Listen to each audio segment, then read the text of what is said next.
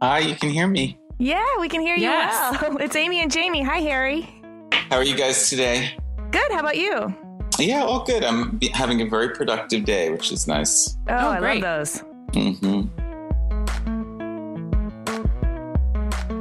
Hey guys, I'm Jaime. And I'm Amy. And this is Clever. Today we're talking to industrial and interior designer Harry Allen. Harry is the guy behind the reality series for AreaWare, which includes the bank in the form of a pig, which is probably the most realistic looking piggy bank ever. He's also designed everything from furniture to lighting to perfume bottles to first aid kits. He's an award-winning designer whose works are in the permanent collections of many museums, including MoMA. In addition to his design cred, we discovered he can tear it up on a pair of roller skates. Yeah. So let's tear it up with Harry Allen. Do it.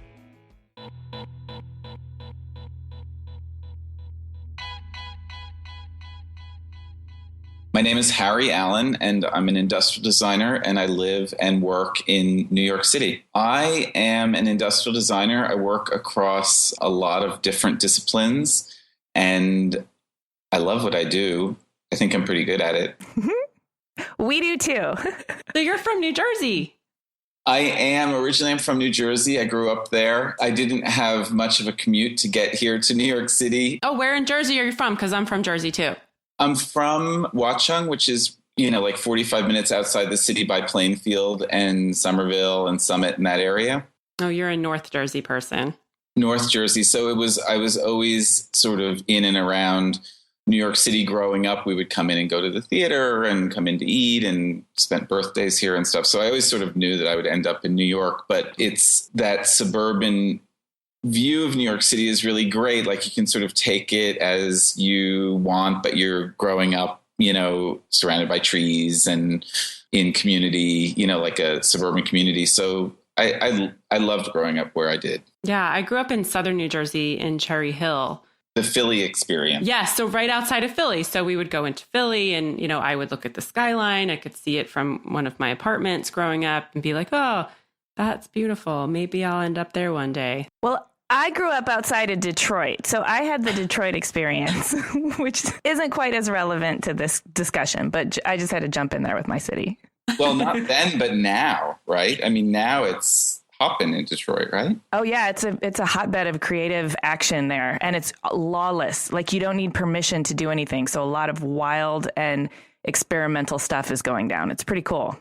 I love that. And New York has become so gentrified and expensive. And, I really, every day, I feel so old lamenting the New York that was, I live in the East Village, which used to just be, lawless. And now it's just so cleaned up. And I crave that sort of, creative community, but I have such deep roots here. I own the place where I live and work. And it's, it gets really hard to uproot your life. Growing up outside of New York, going back to that whole New Jersey experience, like I remember driving into the city as a kid, and coming through the Holland Tunnel and getting like butterflies in my stomach because it was so exciting coming into New York City, like what was that adventure going to be? And I don't get those anymore. But oh, I had the same thing when I left my suburban Detroit city after high school. I packed all my stuff in a station wagon with my parents and they dropped me off at FIT. And I remember pulling into the city, realizing that I was coming in with my parents and they were just going to leave me there in New York City. Yeah, it was so exciting and terrifying at the same time. And I'm so glad I made a decision that I couldn't, revoke because they did leave me there. And the first 2 days were terrifying. But then my whole world opened up and it's a magical city, New York is. I think it's like less magical than it used to be. Like you get out into Brooklyn and there's all these little like nooks and crannies and life, that has that exciting edge. But like in Manhattan, it's like so, oh my God, it's just changed so much. Anyway, I sound like such an old man. I'm over myself.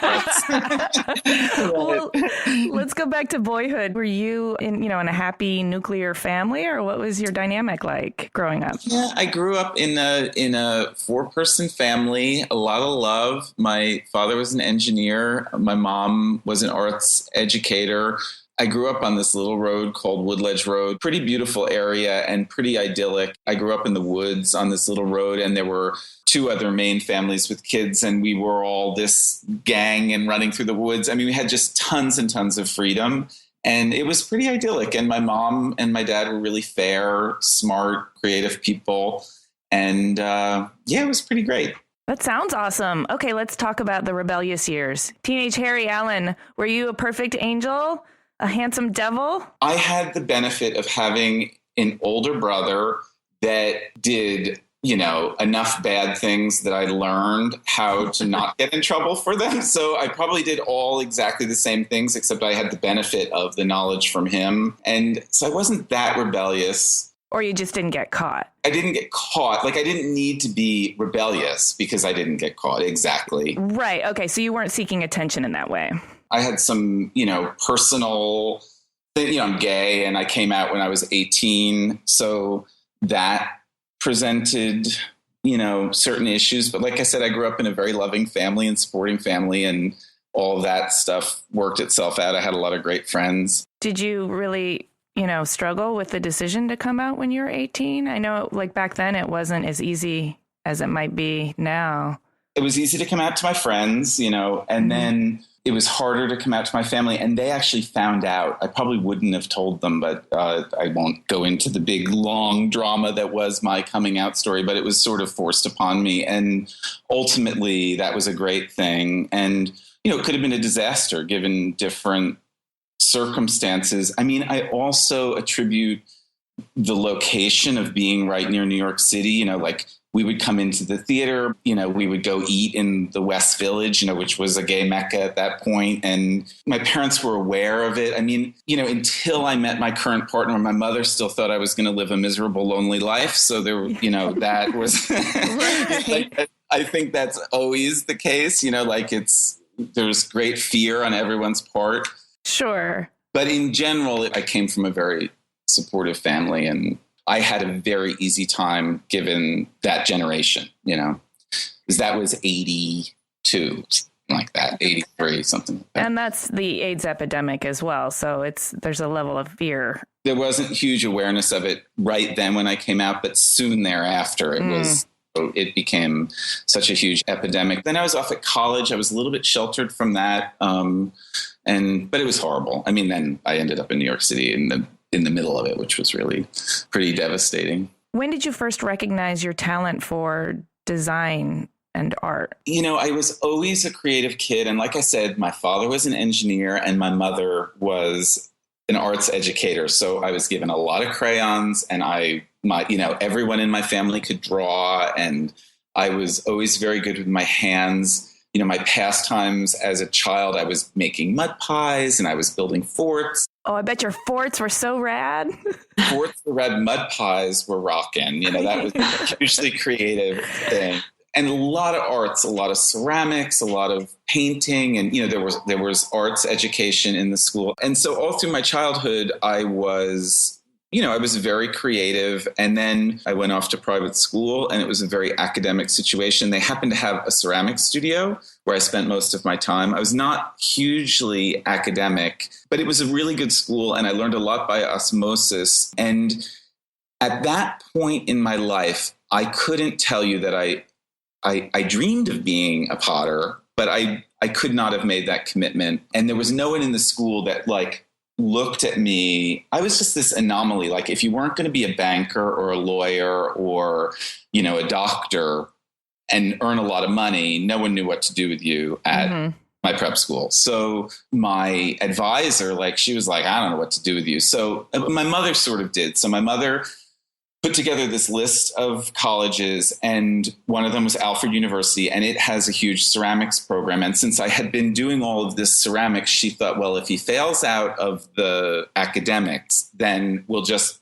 roll him over into art school. Not that it's that easy, but that was sort of the thought. And then I got there, and like I said, I had learned a lot by osmosis. I ended up doing really, really well I studied political science at Alfred, and, I was my commencement speaker, and I had a very high grade point average and stuff. So I just did that. Once I resigned myself to it, And I was pretty happy doing that. And all of my friends were in the art school. But then when I got to New York City after I graduated and I came back, I realized that I was never going to be what am I going to do with a political science degree? It just made no sense in my life. And then I slowly worked my way back. I went to Parsons for a semester. I ended up at Pratt. I got my grad degree from Pratt. And then that's how I got into design. That was a long answer, but that's the way it happened. When you were at Alfred University, it sounds like you were a star pupil. Did you do any partying, drinking, like typical college experience? Are you kidding? Well, the great thing about Alfred was I had one leg up because my high school was it was like going to college. Like it was a very serious academic environment. So, and Alfred, to be perfectly honest, at that point, was like the academics, it was pretty easy for me and it left me a lot of time to party. So, and then there was also this art school there. So it was very easy for me to plug into fun. And I had great friends up there and, it's this, they were just whatever. Yes, I partied. I could go on and on and on with stories, but no, I was no angel. I've never been an angel. So you got a master's in industrial design from Pratt. What was it like during that time? I mean, I know you said you were partying, but what was your main interest in designing when you were there? Yeah. And did it really click for you? Is that when you knew this was going to be your calling? Yeah, totally. Like when I was in high school, I never even heard of industrial design. It wasn't even on my radar. It just was so far removed from me. But at this point, I had sort of done my research. I knew where my strengths lied. And then going to Pratt, like I was also older, like I'd worked a couple of years in New York at this international nonprofit up on the West Side. And, I had been around the block just enough to know where I wanted to be and what I wanted to do.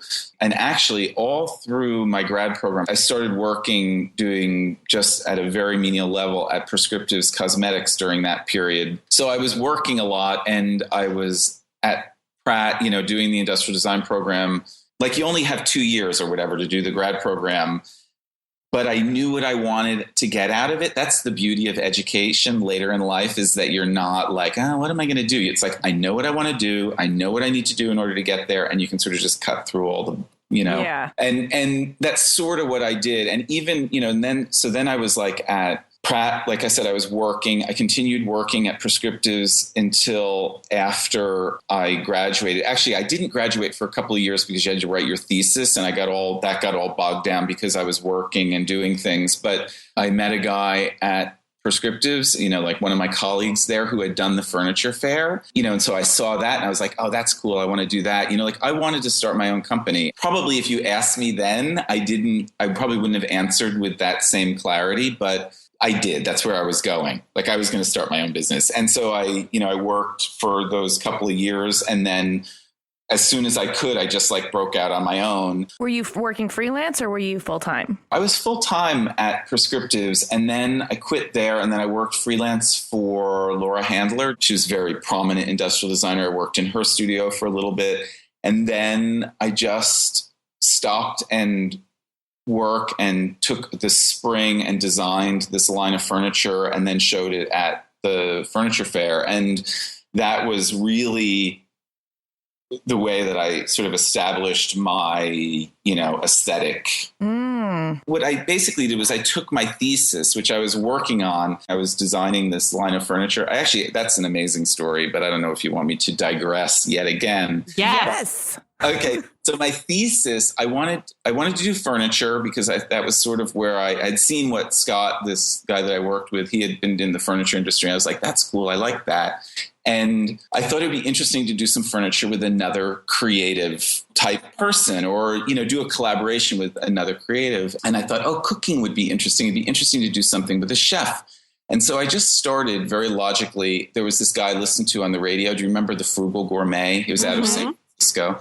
And somehow I called him and I got in touch with him and I spoke with him on the phone and I said, are you interested in doing some sort of collaboration? No, we're too far away. That's too difficult. He said, but I'm going to put you in touch with a good friend of mine who's in New York. So he gave me Jacques Pepin's home number. What? So I called, who lives out on Long Island. So I call Jacques Pepin, and like his wife gets on the phone. Jacques, there's some student on the phone, whatever, but it was like celebrity chef, like now you could you'd have to go through 8 people to get to them. But it was, like literally he came to the phone. He said, oh, hi. He was really sweet on the phone. And I told him what I was doing. And they all thought it was interesting too. Like it was an interesting idea. And he said, you know what? I can't do it. I'm too busy. He said, but there's this young chef who's just arrived from New York, and he's opened a restaurant, and I know he'd be interested in doing something fun. And so he gave me the number for Daniel Boulud, who had just arrived in New York. And actually, that's who I did my thesis with. I would go there like at 4:00. There, all the chefs are free at like between 4 and 6 before dinner service, after lunch. I would go, I would sit with him. We would talk about what he wanted, whatever. Actually, it ended up being, we have very different aesthetics. I was doing something very contemporary. I don't know if you've ever been to Danielle, but it's very sort of frou-frou. It's not a, we don't really see eye to eye, but through the process, I ended up designing this table. I had envisioned this meal. We talked about it ad nauseum, where the table would all come apart and go back together. Like as the meal was being served, the table would come apart and go back together. So it was this modular table. Whoa. And that was the foundation for this line of furniture that I made and showed at the furniture fair called Living Systems. So I showed up at the furniture fair with this complete system of modular furniture which was sort of ridiculous because it's impossible to sell systems and modular furniture. Was not an easy category to tackle. Uh-huh. Everyone was sort of like, wow, and also like at that point, everything like Philippe Starck, he was like just God at that point. And everything was shaped like a horn and covered with, texture and pattern. And it was the early 90s. And so when I showed up at the furniture fair with this like clean, sort of simple, I was very inspired by the Eames. I did this whole line of furniture called Living Systems. It was all this modular system. Mm-hmm. Everyone was like, oh, wow, that's cool. And so I showed there. Barney's asked me if they could use it in the window for display. It all went into the windows for display. That's where Murray saw it. Murray Moss saw it there. And he called me because of that. Just like that's my first press came out of that show. Another guy saw it. He was actually really the crucial. I mean, Murray was amazing. That was an amazing experience unto its own. But this guy saw it, and he was building Sony Plaza. He was doing the interiors of Sony Plaza. They had designed some system that was too expensive or too complicated to make, or they didn't have time or whatever. So he came to me and said, do you want to do all the fixturing for this store in Sony Plaza, like one of the stores? There were many. And I was like, yeah, sure. I didn't know what I was getting myself into, but it was, like $100,000 sale. Like for me, it was like, that in business for the year. And then he went on to Chicago and he built the North Face store. They bought a whole bunch of it. I got very lucky, like right out of the gate, and managed to keep my I managed to pay for everything, but it was so scary because I was making all of this furniture. I didn't really know what I was doing. And then I had no place to store it. Right. But have to go from the people who made it, and then I'd get it on the truck, and then it would go there was no room for error. It would have to end up there at the right time when they needed it. It was all very frightening and big. And the other thing is if you screw up on the $100,000 order, you're screwed. And so I did that for a year. And then I was like, I can't do that, because I really had envisioned that I would become this little furniture company. And then when I realized what went into being a furniture company, I was like, I can't do this anymore. Then Moss came along, then some projects came out of that. So then I didn't have to just be doing the furniture. So I got out of that being the little furniture company thing, because it was very scary. Furniture is a very tough industry. There's so many moving parts, so much overhead, and so many things that can go wrong. But wait, So your furniture was in the window at Barney's, and that's where Murray Moss saw it? And so is that how that interior design of the Moss store happened? It did. Well, it led to we did one project together before Moss. Yeah, he saw it. I mean, Murray was such a visionary. I have to say, all of the best projects in my life came about through people who were able to look at something that you designed and ask you to design something else. So like Murray saw the furniture, he's like, oh, I like this, and then so he asked me to design this exhibition up. There was a fashion store up on Madison Avenue. There were a few of them called Charivari, and he was good friends. Murray came from the fashion industry, and his initial instinct was why. And so then he got out of the fashion industry, and then he was a huge collector of design in all of its forms. Went to Europe, sort of realized that there was all this product design in Europe that was not here in the States, and sort of wondered why, came back. And then he thought, well, they do it in fashion. Maybe I can sell product design in a fashion context. So he envisioned this bar. I wasn't involved in it. It's called Bar Ageti, and it was on the second floor of Charivari up on Madison Avenue. And it was, it was a coffee bar design store that was in this fashion store. It was like a space that Charivari had to do something with. And Murray said, yeah, I'll do this. And then when they opened that, they opened it with an exhibition of Angelo Mongerati glassware that Murray had gone and he had, curated it all out of Cole as the glass manufacturer.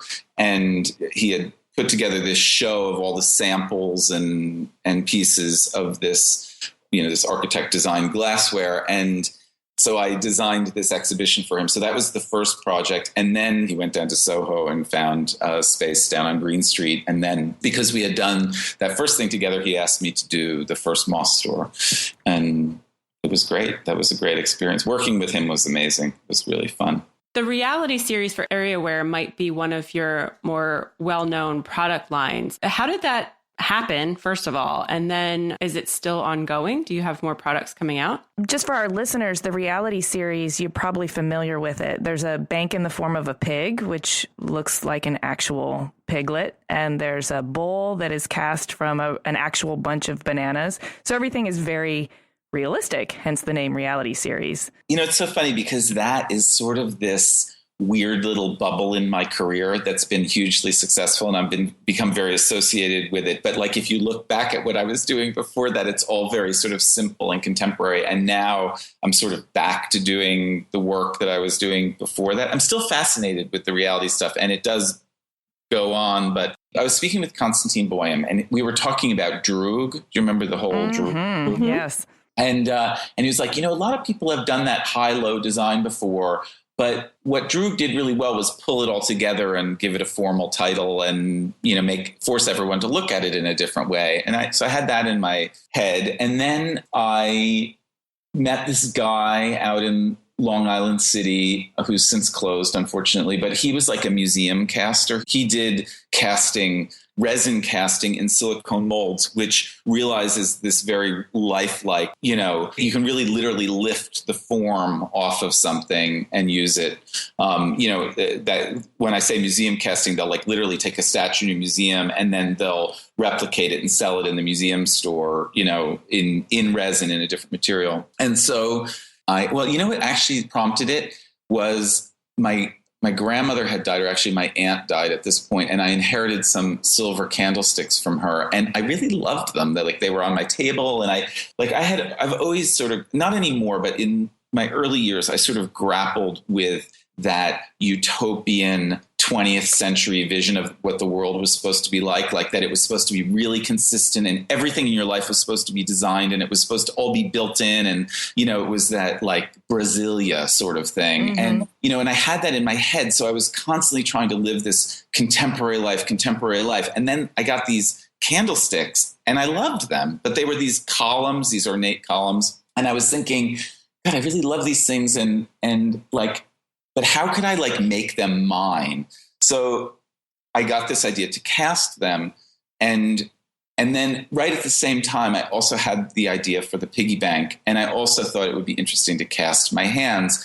And like Constantine was saying to me, it wasn't a new idea. A lot of people had done it, but they had done it in dribs and drabs. And I thought, well, if I did all this stuff together and I showed it all together, it would be an interesting story. And then I had to grapple with the fact that it was very different than my other work. But ultimately, it's a very simple story. I was just stealing form off of other things and as my early work was very literal and structural and materials driven, honest in that way, this was honest in another way, where it's just like, hey, that's beautiful. I'm just going to steal that form.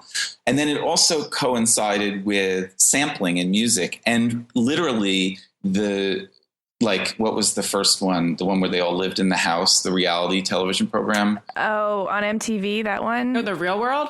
The Real World, that was just starting then. This was 2003 when I first had this idea. And it like all coalesced into this thing that I called reality. And, I pitched the idea to everyone. I brought it to Murray. I brought it to Alberto Alessi. I brought it to Mr. Perazza, who owns Magis. Like, I knew all these people through Moss. And I was like, here, I have this idea. It's a really cool idea. I'm just going to cast all this stuff and we're going to make this stuff. And everyone looked at me like I was crazy. Like I was showing them a picture of a pig with change, like it was just like, and no one got it. And I was like, you know what? This is too good an idea. And I had watched so many, it's like you walk into the design show and there's the idea that you had 6 months ago and you're like, you just want to shoot someone. Yeah. And I was like, that's going to happen with this piggy bank if I don't do this. And the piggy bank soon overcame all the other things, but the candlesticks were the beginning of it. So it all just sort of came together as this thing. And I actually made it for a couple of years. I had this guy who made it out in Long Island City. And I learned my lesson with the furniture because that was so complicated. And these things were like, they came in normal size boxes. I could put them in my basement. I could have stock of them. It was not the furniture world that I had been in. So I had sort of learned my lesson there. And so I made them for a couple of years. I called in a bunch of chips. I had a guy that I knew in Japan. He became the distributor there. There were some people I knew in Italy. They became the distributor there. And I was doing all this myself and sort of selling it. And and it was expensive because I was making it here. The pig, I think, was $300 or $400 item. Mm-hmm. But I was selling them. I sold maybe my first year, I sold $17,000 worth of it, which is nothing. But it's like, it's also not nothing. It's something. It was something. So do you know my friend Ross Menuez? He's the one who does Salver for Area Wear. He had started that. It's a line of products. It's all animal motif, and he prints them and he makes pillows out of them. They were hugely successful when he started that. And he was doing that, and I was doing the pig. And we were like, let's show together at the ICFF. So we took a booth, and I'm selling my pigs, he's selling his animal pillows. And actually he had already been forming a partnership with Noel Wiggins, who started Area Wear. And Noel was around during that show and saw what I was doing. Well, he actually had a company that made resin collectible objects called Harmony Ball Corporation, which is the mother company of Area Wear. And basically what happened to the whole collectible industry is when eBay came along, all of those little tchotchkes that people were buying with the idea that they might increase in value, mm-hmm. eBay came along and everyone put them up for sale and they were worthless. So the whole collectible industry sort of devolved, and he was looking for his next thing. And here I have this whole line of resin goods that are really interesting and sort of large scale and sort of can command some money. And so we just put it right into his pipeline. He already had all these manufacturers that were making these things, and it was a very seamless transition. And then, so really Ross, myself, David Weeks, and Jonas Damon, we were the original designers. I was there when they were naming it Area Wear. To answer your question, that seems like you asked it so long ago. I am doing new products. Like, my line for them has gone unattended for a long time. And it's had a lot of success just on its own. So it didn't need a lot of babying. And then last fall, we had a big conversation about what can we do to breathe new life into reality. We did a lot of brainstorming about it. I went to China in December. I cast a bunch of new pieces and conceived of more. And so the beginning of that will show up at the gift show. Some of the new products will show up at the gift show in August. And then we had gone whole into chrome for a long time. We have some new colorways, and we're really re-engineering the whole line, and that full-on relaunch will happen next spring. Oh, that's exciting. So I want to ask you about Johnson & Johnson approached you to redesign the first aid kit. for most people, the first aid kit is just a generic plastic box filled with Band-Aids and ointments. But you got to really turn it into a beautiful and utilitarian and iconic object. What was that like? That I did with my very good friend, Chris Hacker, who, like Murray, he was one of I have three big art directors in my life: Murray, Chris Hacker, and James Gager, who was my creative director at Prescriptives at my first job, and I still work with him from time to time at MAC Cosmetics. But Chris and we had done a lot of work together at various companies that he had been at, and then he's an amazing editor, creative director, design manager, and he went to Johnson & Johnson to consolidate all of their global design, which is just absolutely huge. It's just such a huge company, but he brought it all together in a space in New York City. And literally, the first project that came across his desk was the first aid kit.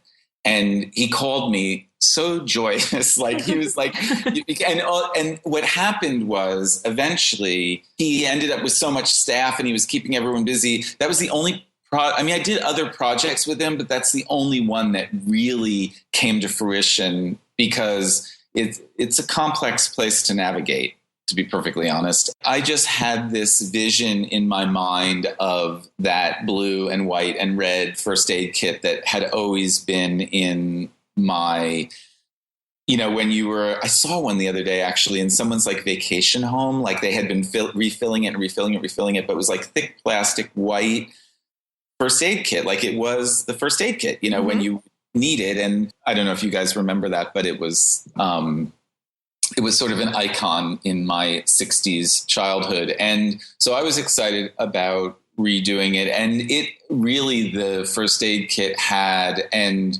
has gone back to be, unfortunately, a, completely cost engineered clamshell. Sure. Yeah. That's what it had become. And we had this opportunity to do something great. And Chris wanted some sort of, I think he wanted a piece that he could point to everyone and say, hey, listen, this is what it can be. And it, he and I have a great process. We both appreciate the same things and it's not a struggle. It's like I bring him a lot of good work. He always picks the best thing. And I feel very comfortable showing him a lot of work, whereas some clients, you sort of don't want to show them an out there idea because they might pick it and, it could become a disaster. Like you might want to keep things safer, but with him, I can really show him the full gamut and he gets it. And it's a very safe work situation with him. And so I did 3 iterations of it. And that one with that curvy form and the integral handle, just one. And it was very geared towards manufacturing. It was easily manufacturable and stuff. So it was pretty smooth ride, in terms of the design process. That sounds like a cool project. I also know that your work is in permanent collections of several museums. Which was the first piece to be acquired by which museum, and how did that make you feel? The first was actually sort of the most amazing. First time was really good. The first time is always the best, right? The second year I showed at the Furniture Fair, I showed some lighting. The first year I showed was all the systems. And then I was also really fascinated by sort of new and weird materials, always have been, still am. And I had found this ceramic foam material that I made some lighting out of. And Paola Antonelli was walking the fair and she saw the lighting and she was putting together a show that was up, I think, 94, 95 or something like that, called Mutant Materials in Contemporary Design, which was really her big first show at the museum. And these fit into that perfectly. So she included them in the show, which was amazing. And then after that, they go through the show and they usually will acquire a few pieces. So they decided to acquire those lamps. So I have 3 of them and they have 4 of them and I only ever made 7 of them. So that's it. Oh my gosh. Yeah, that's really exciting. Yeah, it was great. It feels a little bit like you've arrived, but then you have to get back to work and, make some money and right. You've arrived, but it's not going to pay your bills. Right. And actually now, the Brooklyn Museum, whereas the MoMA only has that one piece, the Brooklyn Museum has collected over the years. So they have quite a big collection of my early work and later work. And so they are actually going to be the ones that have the most of it at the end of the day is the Brooklyn Museum. And that's great. It's nice too, because you sort of feel like it's safe if it gets into a museum in a way. Like all the other stuff could just disappear into the ether, but the stuff that's in the museum is like, you feel like it's like maybe a little bit of history or something. It feels good. Yeah, you've designed a lot of great stuff, and you've been asked to design a lot of awesome stuff. I mean, the first aid kit, Moss. Has there ever been anything that you've been asked to design that you thought would be a great experience, but turned out to be like really sucky? I mean, in general, if someone asks me to do something, I usually say yes. I've never really been in the position where, oh no, I couldn't possibly design,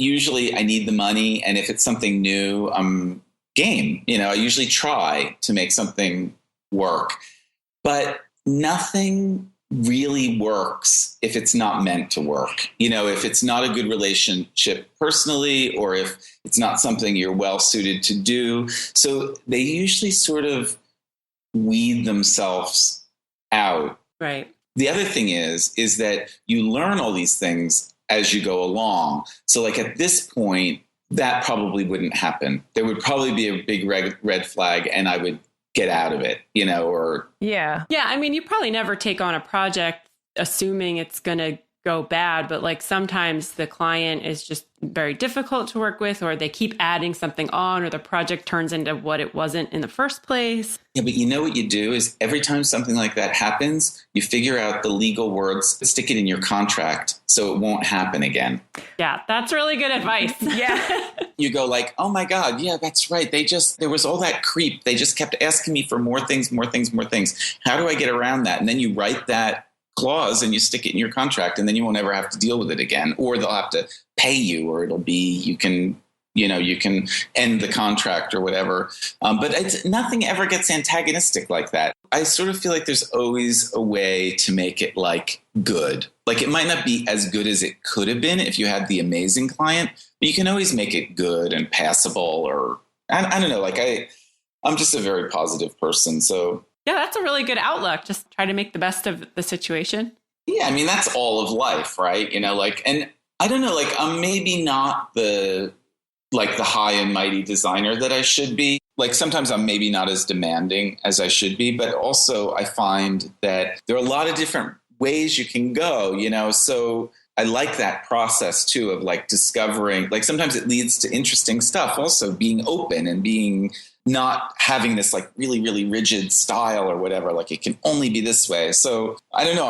I'm a very flexible, amenable person. Like I would never let something go completely off track and be ugly or not work. The story I was going to tell you was after I did that ceramic foam, I was hired by a company to do a candle holder with it.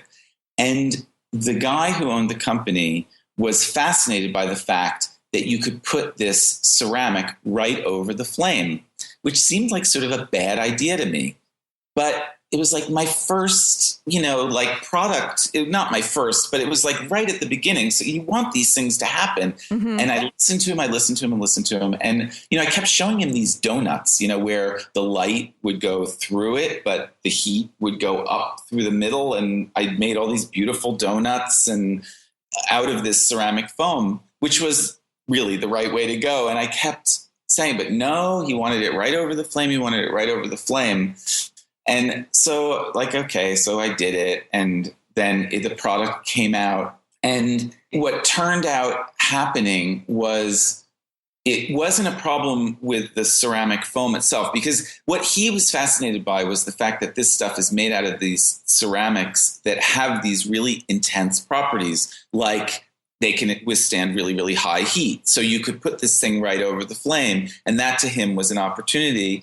But I just thought it was beautiful, like when the light came through it. So that I wasn't as fascinated with. But whatever, he was fascinated with it. So I designed this thing. And it actually wasn't a problem with the ceramic foam. But what happened was the candles would get so hot in there that they lit each other, so that it would go from being the wick being lit to the whole the whole tea light being lit.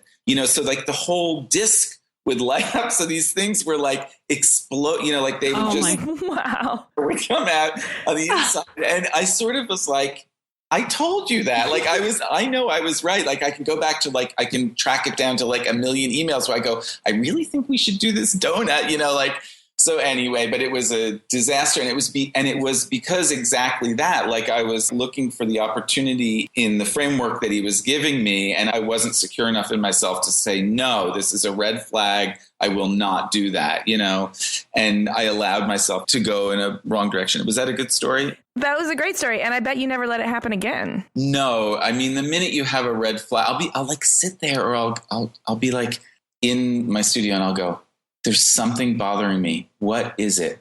Something's bothering me. Like, what is it? And it might be like a note in a contract, or it might be something in a project that like, I won't even know what it is, but I'll know that something's wrong. Like, what is this thing? I have to identify it. I have to find it, and I have to address it. What is it? And that happens all the time. And in the design thing, like I would never not say it. Yeah, I mean, the thing that I designed for him, it was interesting and it was nice looking. You can always make it beautiful, but it had this structural problem with it that was really dangerous, actually. Yeah, very dangerous. Exploding candles. Yeah, that's kind of scary. Okay, so as far as your creative process goes, if a client comes to you with a brief, do you have a place you usually start? I'm sure the briefs are all really different, but is there any consistency in your process?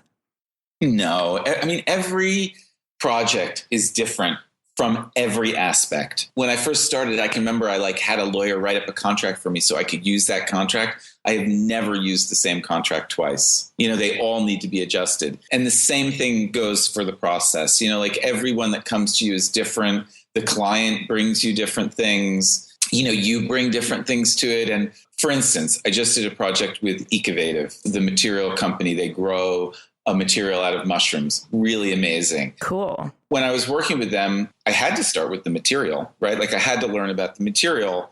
In other cases, you're working for a brand, and you need to merge your work, or it needs to be appropriate for that. It needs to be Harry Allen for so-and-so, and so you need to learn a lot about that brand. There are other cases where, it's not even Harry Allen. It's just I'm doing, like if I'm doing that, like when I did that bottle from Marc Jacobs, the Bang bottle from Marc Jacobs, it was just all about doing something for Marc Jacobs. There's that spectrum too. It's like, what's your relationship with the client? Are they asking you for Harry Allen? I am very sensitive to brand work. Early on, I did all that cosmetics work, and that's an environment where there's a great consistency to branding and to brand identity. So I became very sensitive to that. It's also an environment where you sit around a boardroom and there's 12 people that need to be satisfied. So like some projects are me in my studio going, oh, I think I'm going to cast a pig today. And then some projects are like, you're in the boardroom and like everyone's going to weigh in on this thing and you need to make everyone happy. And I like both of those things equally. I'm probably an oddball in that I do. I find doing my own work is very hard, like waking up and thinking about what it is that I'm going to make. Like if it's a piece of art, that's really hard. Like what's worth making, you know? In what am I interested in today? What am I going to do today? Right. When you have no parameters, then you have to make every single decision and choice. And it's so wide open. Sometimes it's overwhelming. That's actually probably the harder way. But then it's all fun to me and challenging in different ways and uses different sides of my brain. Like the one is very social. The one is very solitary. But then in terms of like the process, I'm the kind of person who, if left to my own devices, I have, a wonderful partner in my life that he's more systematic and he has a routine. He's more routine oriented. But if I was left up to my own devices, I wouldn't eat the same thing for breakfast. I would wake up at different times. I would go to bed at different times. I like my life to be different. I like to present myself with different things. And that's the same way the design process is for me. So I probably even if I was given the same project twice, would approach it two different ways. And so I'm sort of not answering your question. You're answering it by not answering it. Yeah, because I can't really, I'm really interested in materials. Material is always going to be part of the story. The story is always going to be part of the story. I'm really interested in some sort of narrative thread that goes through things. Like if you can get three things to triangulate, like it's this is hard to explain, but like the piggy bank is a great example. It's got so many references in it, and all together, it sort of zings, like almost like a good piece of art in a way, like it resonates because of the story. It's like, it's the real pig that was cast that looks like the piggy bank that never really actually looked like a pig that, and is it a piece of art? Is it, there's like just so many points of reference, and everyone goes like, oh yeah, pig. That's cool. Like, I love that pig. I love pigs. People give it to their grandkids. I'm like, it's a dead pig that I cast, but okay, whatever. But you strive for that. You strive for that zing in everything you do. You have all of these tools in your toolkit as a designer. Color, form, concept is a big one for me. So it's got to have a good story. It's got to have some sort of reason to be. Function, ergonomics, there are all these things that you can draw from. Not everything can be in there either. So then you have to sort of strike the, I'm interested in all these things, but it can only have three things in it. So what's that balance? What balance do you strike? But then you have the client too, that's sort of helping you sort through those things. There's a first phase where it'll just be like research and dialogue with the client. The second phase, I'll put together a presentation and I'll present, to be the design phase where I'm actually presenting like maybe 2, 3, 4. I usually present like if I have whatever good ideas, whatever viable ideas I think I have, I usually show them. Then we'll select something or a variety of things or a body of, things. And then there's the refinement. And I'm all right if someone says, "Oh, hey, I think it should be a little shorter or a little bit taller." Like they're the client, like they have all this experience in their product category. I'll also tell them if I think they're wrong, but it's, in general, I'll listen to my client, and then you refine it, and then that might go a couple of rounds, and then you take that refined object and then you do a drawing set. And then when it gets to manufacturing, there's usually a bunch of things that you need to get around or over or adjust according to the manufacturing. I have a lot of manufacturing knowledge in my head, so I often will anticipate a lot of that stuff. I've made a couple of directions you could take, but you also want to listen to the guy who's going to be making it too. You want to push them around just enough to make it interesting, but you want to listen to them because they know what they're doing. They've made a lot of things in their product category. And then, I usually stay involved with it till the very end when, initial samples come out and you approve them and then it goes into production. That's like the literal thing on paper, how it goes down. But those things happen all out of order, and they, it's never a straight line. Yeah. But that's the basic of it. I know that you've mentioned a bunch of times that materials really excite you, and they excite me too. And I love the challenge of working with a new material, mostly because it feels like a world of wide open possibilities. And I'm really excited, especially to use materials in atypical ways. And I think you are too. And I just want to know, what is that goosebump feeling for you when you get to work with a new material? You're talking about the process, right? And that literal boring process that I just outlined, like what makes that process interesting is when you add something new to it.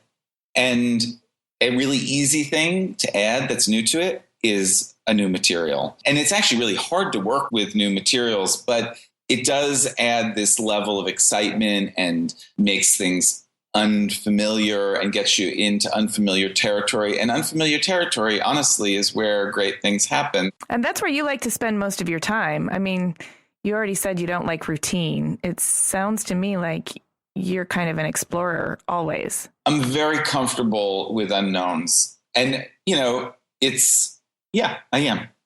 Enough. I could go on and on. But the thing is, the material thing happened to me early on, and it's just sort of part of me now. Like, I don't think about it or labor over it as much. And I also have realized that, like, for instance, that ceramic foam story that I told you before about the exploding candles, that's what happens often when you work with something that's completely new. Like we had no idea whether that was going to happen. No one had done that before with that material, and all the things that it said it could do. Plus, working with the manufacturers is often difficult. So it's often difficult to work with like these new and unusual materials. But then when I'm presented with the Ecovative project that I just did for the design pavilion, like it was so much fun because actually I was working for the material company, and so I had them to guide me along. So it made that process of exploration and working with a really completely new material much more comfortable and much easier and less unknown. So that was actually a really great situation working with them. So you've been in the industry for a while. You've done a lot of different things from interiors to products. Is there anything in the industry that you find tiresome or in need of improvement? Oh my God, it's so many things. I mean, it's like when you really notice it is like when you try to go out and buy like a fan for your room or whatever, and it's like, I'm a designer. Like I want a good looking fan. Try to find a good looking fan. Right, it's really, really hard. Yeah. Really hard. And like, I can't believe it. Like, I can't believe that it's that hard. There is some great stuff out there, but for the amount of product that's sold in the world, there's so much ugly stuff and bad stuff and stuff that's bad for the environment and stuff that's poorly made and stuff that will break and crap that just fills these box stores that people buy, and they just fill up their shopping carts, like just with piles of crap that's going to break and end up in the landfill. And it just drives me crazy. Can you hear it? Yes, I can. Preach the gospel.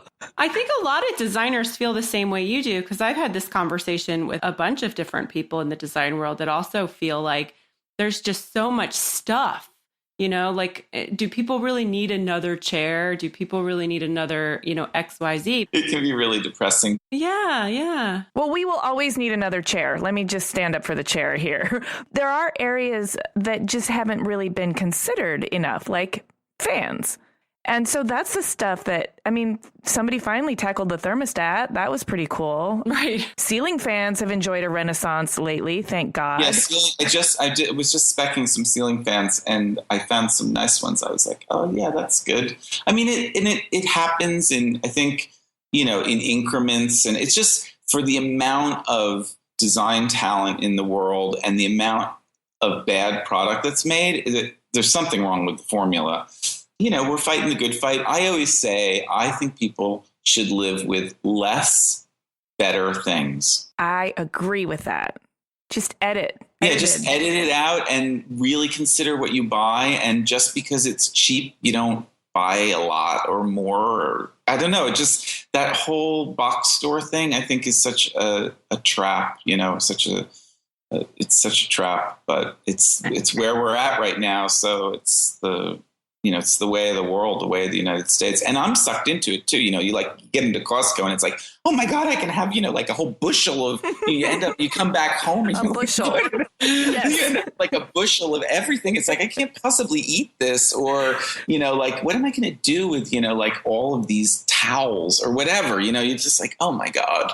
You did a day in the life article for Design Milk a few years ago. And it was really cool because we had never done one like what you did, because you were in China that day and you documented a whole day where you cast your hand in a mold. I think it was the iPhone hand that held the smaller iPhone.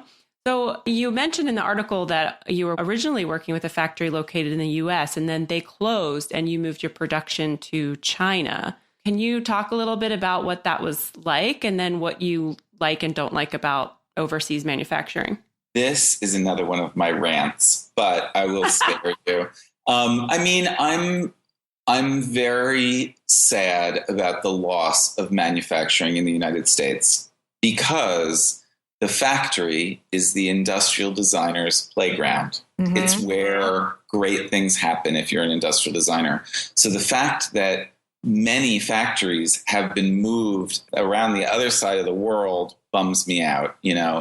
But that's reality. And there's still a lot of people left making things here.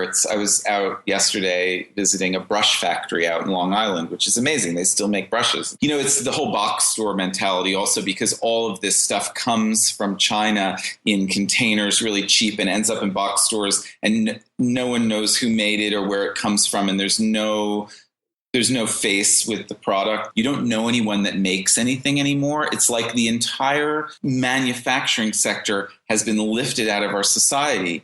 And actually, that's what adds value to what I do. If the person who lives next door makes scissors, then you know someone who makes scissors. So you're going to buy their scissors. You understand that they go to work every day, that they need to pay themselves insurance, that they, in order to make those scissors, you understand what goes into it. There are human beings behind those scissors. But if those scissors just arrive in the store and they're, 29 cents, you'll just buy them because they're 29 cents. But no one understands what goes into the manufacturing. So in any event, that's my big problem with the whole foreign manufacturing story, the fact that it's sort of manufacturing has been removed, and manufacturing is a great complement to my profession. So that sort of bums me out. But then you get to China and you realize there are also all these real people, passionate people who are making things over there too. When going there, like Lee Chang, the guy who owned the factory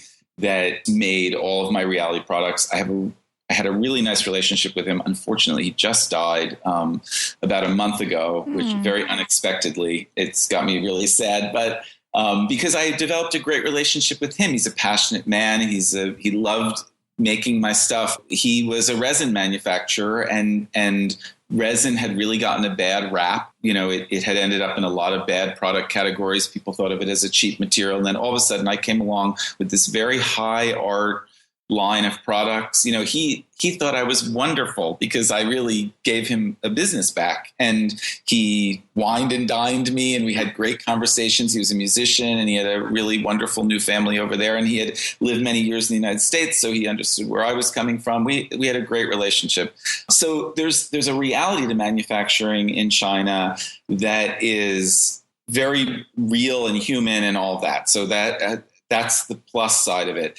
But there's also, like, when you go there, you realize that in exporting all of our manufacturing there, we've also exported all of the problems that go along with manufacturing. Their waterways are so polluted. The air is so polluted. There are people working in the factory, and you honestly go like, do I turn a blind eye to this child that's making this thing? Lee ran a really good shop, but I visited many factories, and you see these people like in these rooms, like finishing metal, like they're in this dark space finishing. Like, it's just like, you can't even, you just go, okay. I mean, they probably have a better life than they did in the fields. Now they're working here, and then China's there, but and then you just have to move to the next country, because everyone in China is going to want to have health insurance at some point also. So it's just, you keep like exporting it. And then all of a sudden we're going to be the cheapest country to manufacture it. They're going to ship all the tools back here again,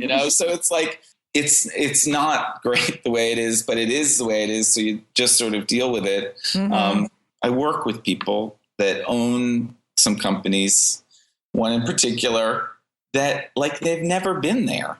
And I'm like, how can you not have been there? Like, how can't you, why you can't, you have to go look at what's going on. You need to be aware of what's going on in these places, in these factories, so it's sort of like, there's like a sort of like, you wash your hands of it. It's like, okay, we've shipped it off, they're making it, they're polluting, but the brands who, export their manufacturing need to be aware of how their stuff's being made. It's amazing to me that they wouldn't have and share the responsibility, I think, of the problems that it creates, like the pollution and the healthcare and the insurance and all of that.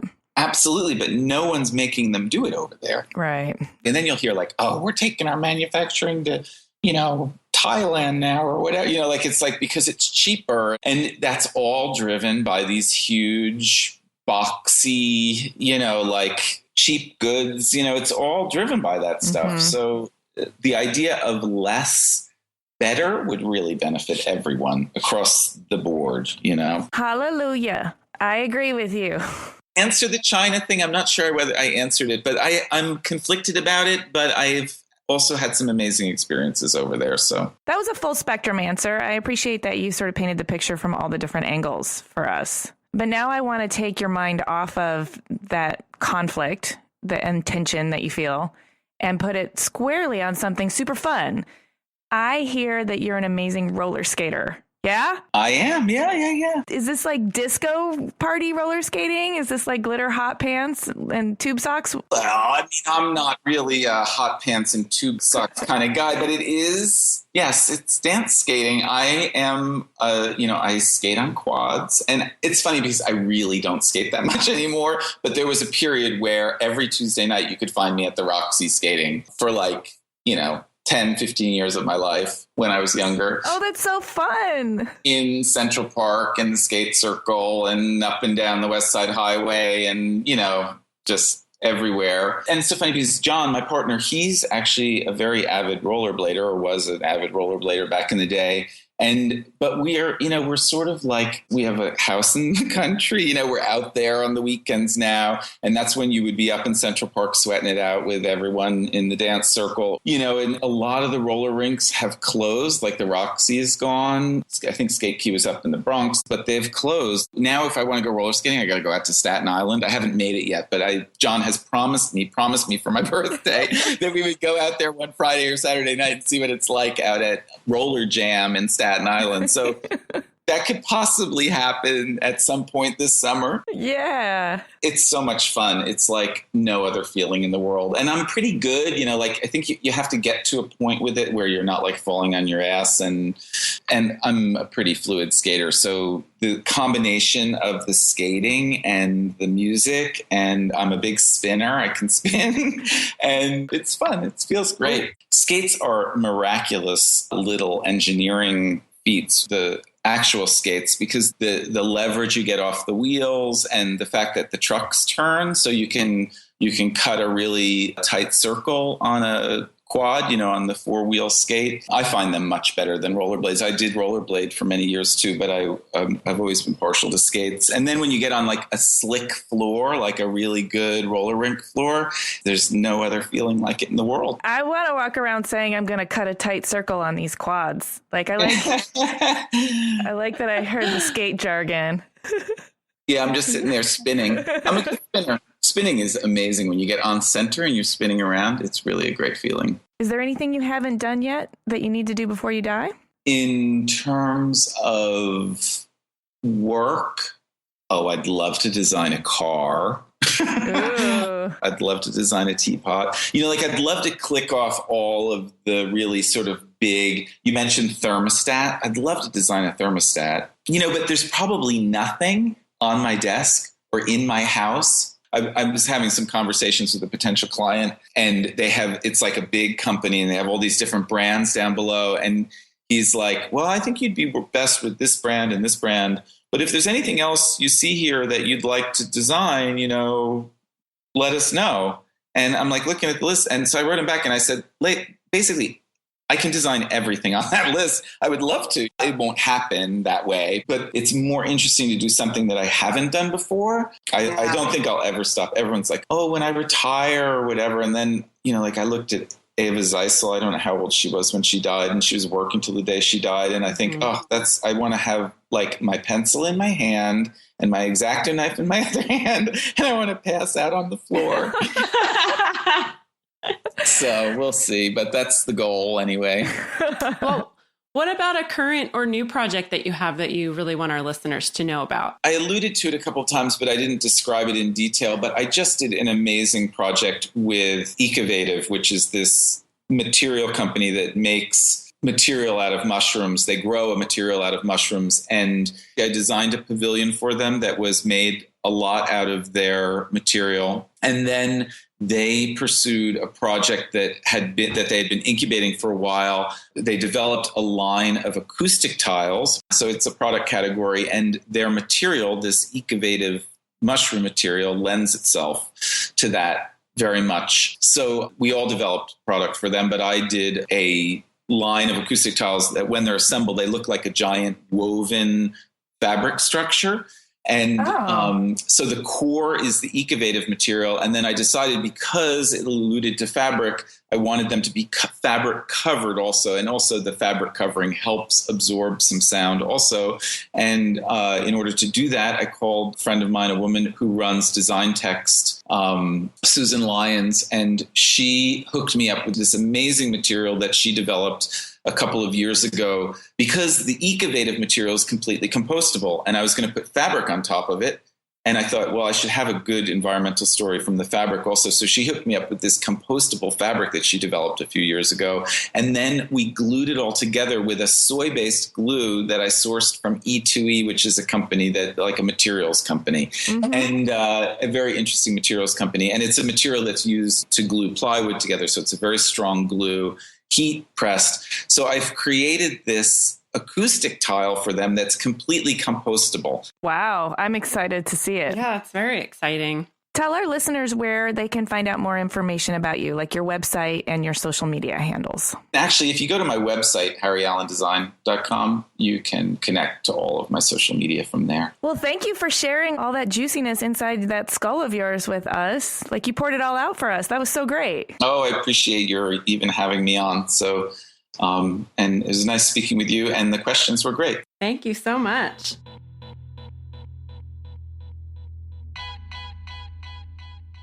How about that Harry Allen? Oh, yeah.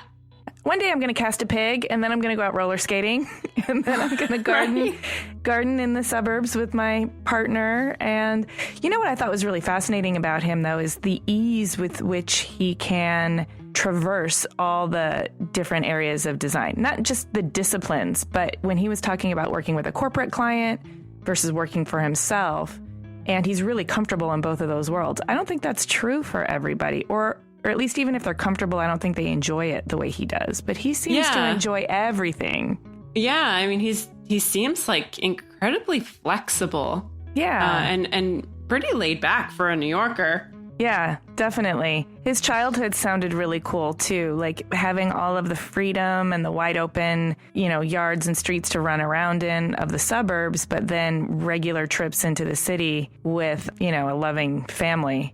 I think that sounds like kind of a fertile territory for a designer to grow out of, especially he has an engineer father and an arts educator mom that plants the seed for all that good design that comes out of his brain.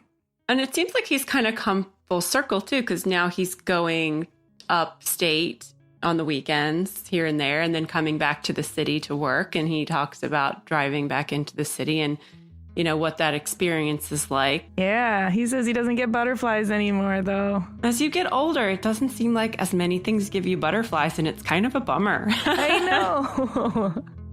I know. When was the last time you got butterflies? I don't even know. I would love to know if any of our listeners would like to share things that give them butterflies still in their 20s and 30s and 40s. Yes, that is a great question. I want to know that too. Hit us up on the website or on Twitter. Let us know it gives you butterflies. Thanks for listening, guys. Hey, did you know that you can get new episodes of Clever on Stitcher, Overcast, iHeartRadio, and SoundCloud? And as usual, you can always find us on iTunes and Google Play, so subscribe wherever you get your podcasts so you'll never miss another episode. Plus, you can sign up for our newsletter, read the show notes, and see images of Harry's work at cleverpodcast.com. Connect with us on Twitter, Instagram, and Facebook at Clever Podcast because we love hearing from you. This episode of Clever was edited by Chris Model of Your Studio with music by L1011.